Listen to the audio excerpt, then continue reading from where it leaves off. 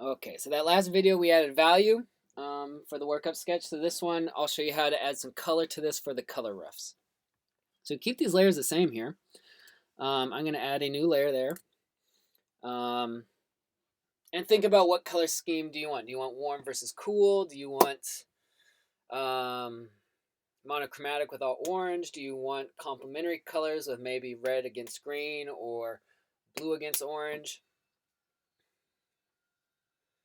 As I'm looking at this right now, let's try a monochromatic one where everything's kind of in some nice orange glowing tones to kind of look a little bit like sunset.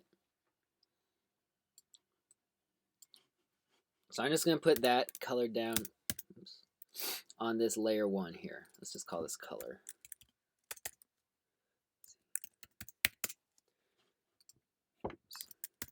Okay, so I just switched my paint bucket tool and just drop it on there. All right. So what you can do, what's nice about this is I can change the blending mode of this color layer so it reflects, so the colors will change to reflect the values that are underneath it. So that's just changing it to this mode right here for color. So that's cool. It really kind of automatically makes a monochromatic image. Let's turn this top one back on. And that's actually kind of working and kind of interesting right there. I'm going to lock this top one. But then you can go in and select these different shapes you have that you already created so that you can change the colors slightly of these different sections. So let's go in and adjust this water just slightly. So I select this shapes, that's the water on that layer, turn those layers back on, go to my color layer. Now I'm going to hit Command U, and now we can adjust this a little bit. Make it a little lighter, a little more saturated, a little less saturated. Usually I like that water to be pretty saturated because it gives it a kind of a nice glowing effect. All right. You could also just select certain sections with your lasso tool. So I'm just doing this with the polygonal lasso tool to select that section.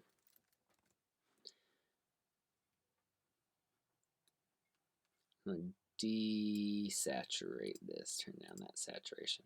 When you turn down saturation, it kind of makes it feel cooler. It's like a cooler color, especially compared to all those warm ones.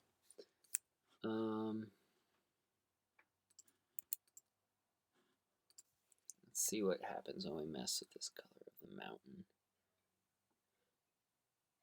So I don't want it to be too dramatically different, but I kind of like making it just a little bit warmer so it kind of gets the most visual attention there.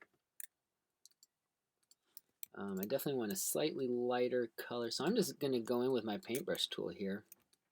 And again, you don't have to worry about these being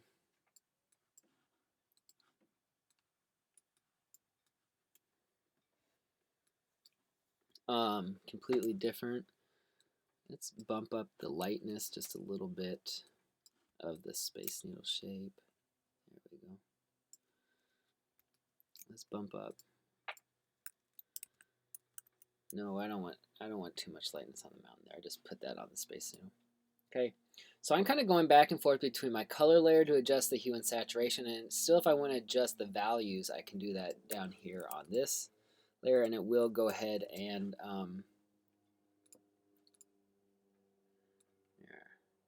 it will adjust the color layer also because there's blending modes on both those layers. Let's see what happens if we just put a big triangle shape here behind the trees.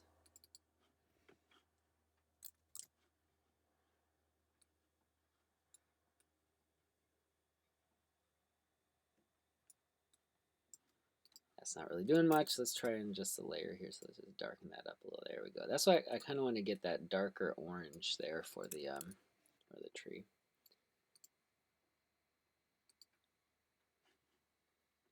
And that's probably pretty good there for your color rough to just kind of get that overall color scheme. And then you just do those 3 versions of this. I might do one where the sky is, well, we could just try it here. What happens if we make the sky like a blue? type color.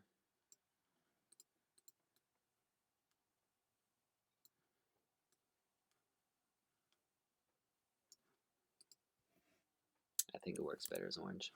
So you can do that.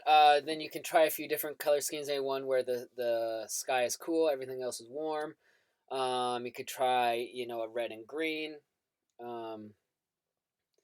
But again, it's easier to figure out those colors once you have those values figured out. But the best way to do it, again, turn your color layer to color there. This top layer here should be a multiply layer with that blending mode. And then you can use this and go in and start tracing over those shapes in Adobe Illustrator, okay? And it will still take further adjustments once you get into Illustrator as well, but this is just kind of a good way to give you a start to that guide.